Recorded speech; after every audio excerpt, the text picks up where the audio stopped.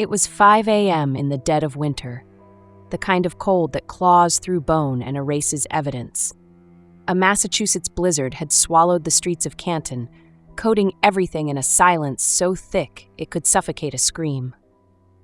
On Fairview Road, under a veil of snow, lay the lifeless body of Boston police officer John O'Keefe, half-buried, battered, face up in a yard he was never supposed to be in. Beside the scene, headlights blazed through the snow. Karen Reed, his girlfriend, a finance professor, reeling, shaking, stood over his body in her pajamas, screaming into the storm. "Did I hit him? Did I do this?" That was the first thing police and paramedics heard, and that one line would spiral into a murder case that split an entire state in half. Just a few hours earlier, the two had been drinking together.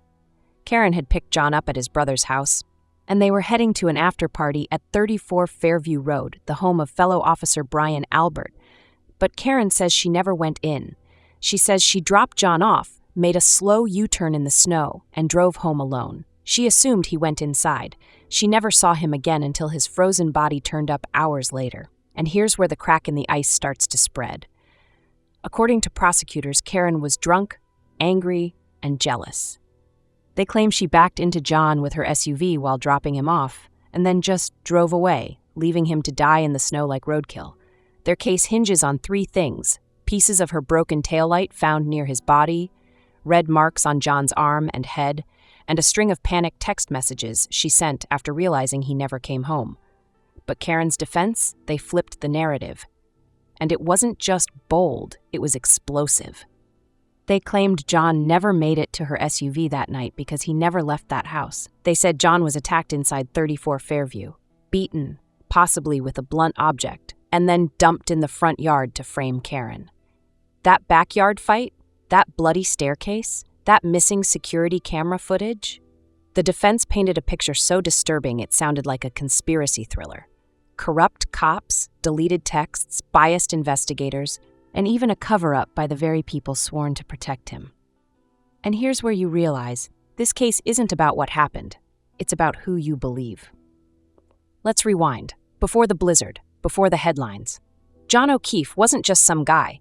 He was a 46-year-old decorated officer raising his niece and nephew after his sister died of cancer.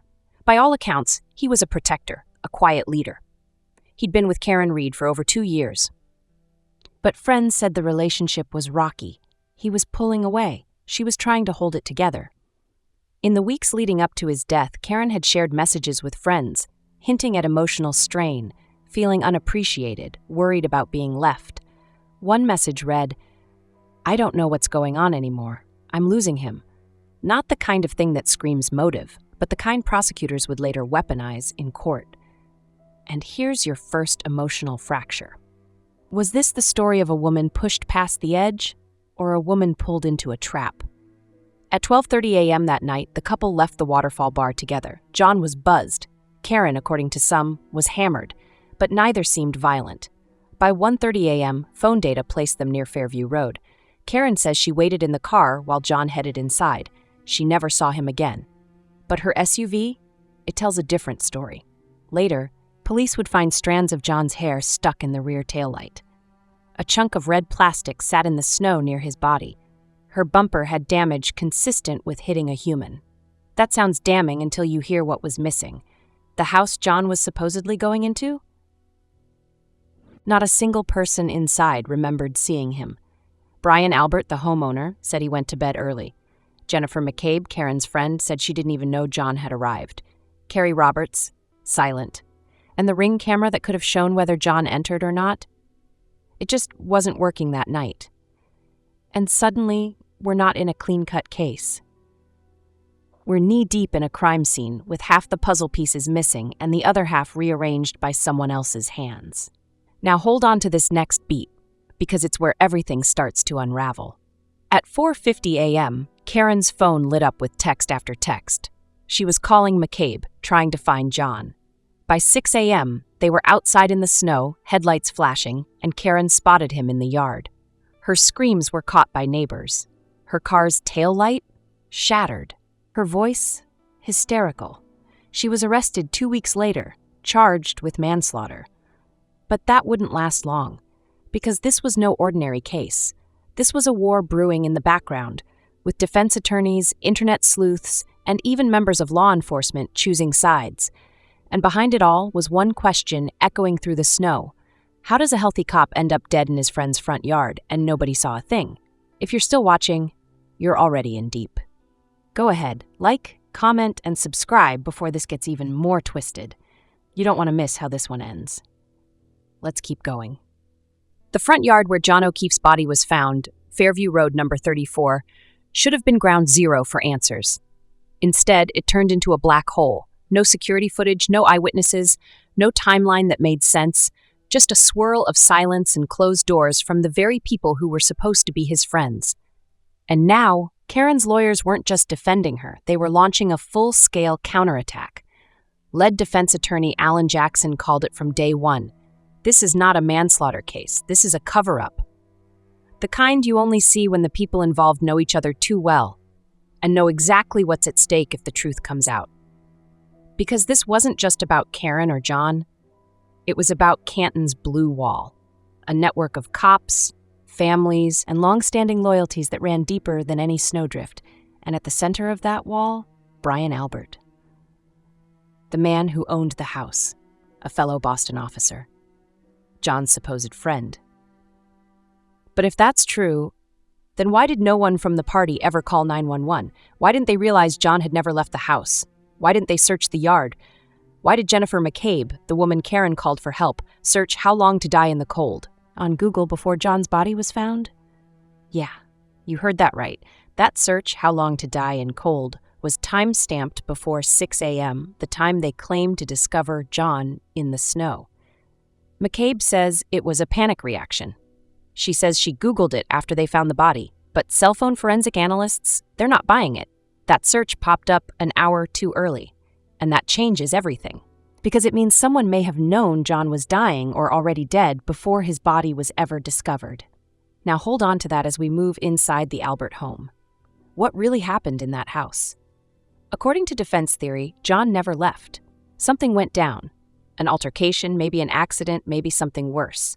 There were rumors about a fight, a dog possibly attacking, an object, maybe a dumbbell, a weight, a flashlight, a blow to the head, then panic, a body moved, dumped in the front yard while everyone inside closed ranks.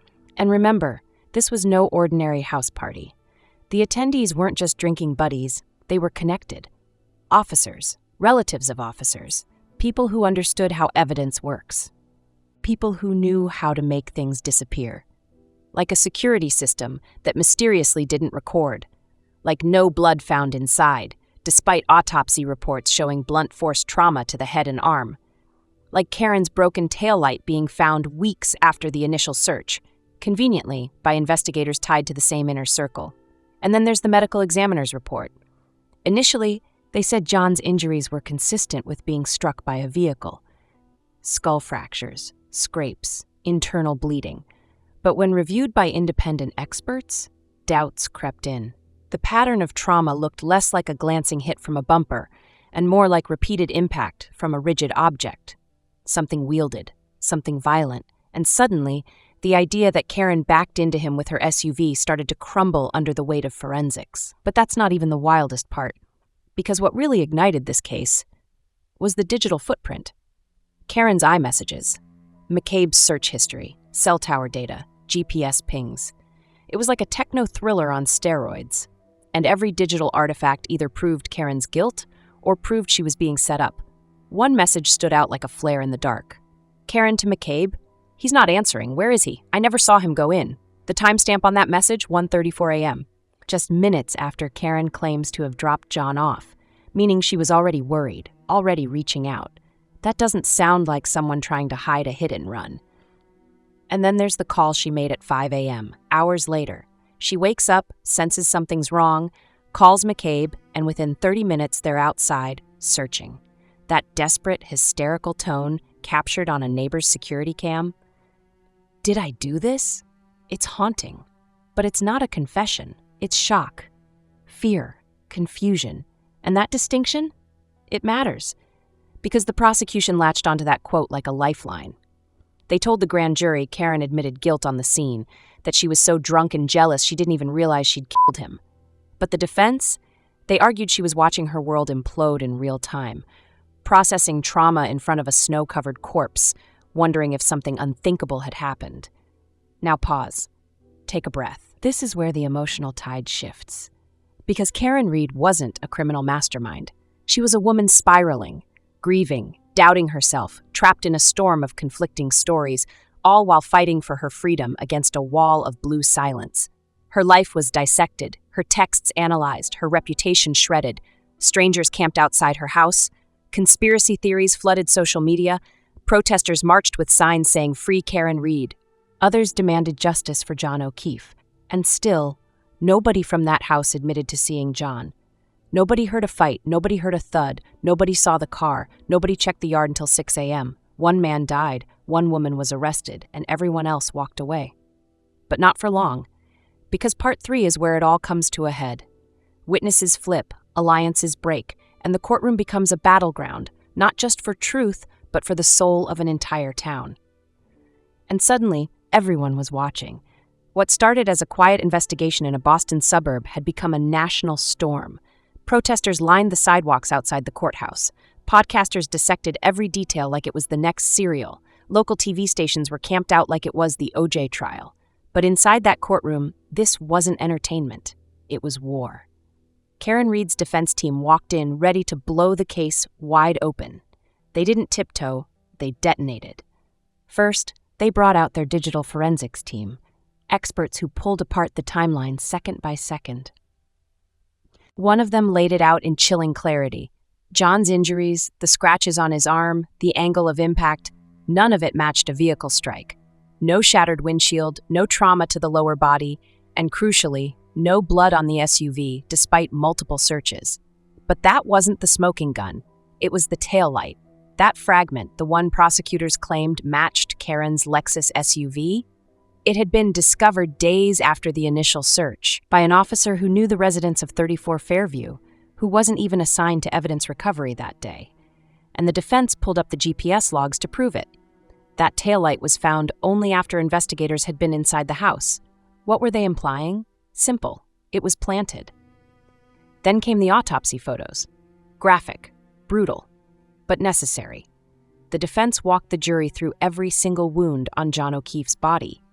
They pointed out linear bruising along his arm, lacerations to his head consistent with a blunt object, not a rolling vehicle. Injuries on the back of his head that made no sense if he'd been hit from behind by a bumper. And then, the theory that stopped the room cold. According to them, John was attacked inside the house. They proposed a fight broke out, maybe involving Brian Albert, maybe involving someone else. A blow was struck. John collapsed. The others panicked. And sometime in those early hours, they carried him outside and left him to freeze.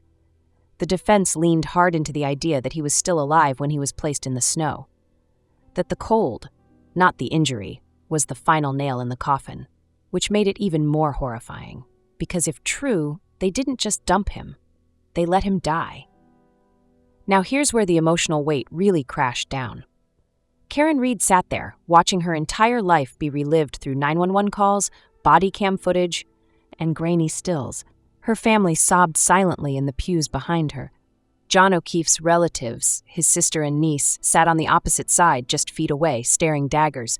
Two families torn apart by one unspeakable moment. And still the house at 34 Fairview remained a fortress. Not one partygoer testified to seeing John inside. Not one acknowledged what happened after Karen dropped him off. The prosecution's witnesses were tight-lipped, tense, evasive. But then, the story cracked. A local bartender came forward. She told investigators she overheard a conversation, months after John's death, between two men connected to the Albert house. Something about keeping it quiet. Something about not everyone needing to know. The defense ran with it. It wasn't proof, but it was enough to make the jury lean in. Still, the prosecution fired back. They hammered Karen's blood alcohol level. They replayed the moment she screamed, "Did I do this?" over and over like a confession on loop. They painted her as the jealous girlfriend, drunk, angry, humiliated. They even brought up past arguments, texts full of tension and suspicion. But the defense countered with something stronger: raw grief. Karen wasn't a villain. She was a woman unraveling, tortured by the idea that she'd somehow caused the death of the man she loved. That panic, that scream? It wasn't guilt, it was heartbreak. And then came Jennifer McCabe, the woman whose Google search shattered the prosecution's timeline. She took the stand under oath, trying to explain away the how long to die in cold query. She said she'd searched it after finding John, not before. But the timestamps didn't lie. The defense tore her apart with precision, pointing out inconsistencies, playing back recordings, cross-referencing the time of every call, every text. It was like watching a dam break, and as the trial rolled toward its end, the biggest twist dropped. The lead state trooper on the case, Michael Proctor, was exposed for using wildly unprofessional, offensive language about Karen in his texts.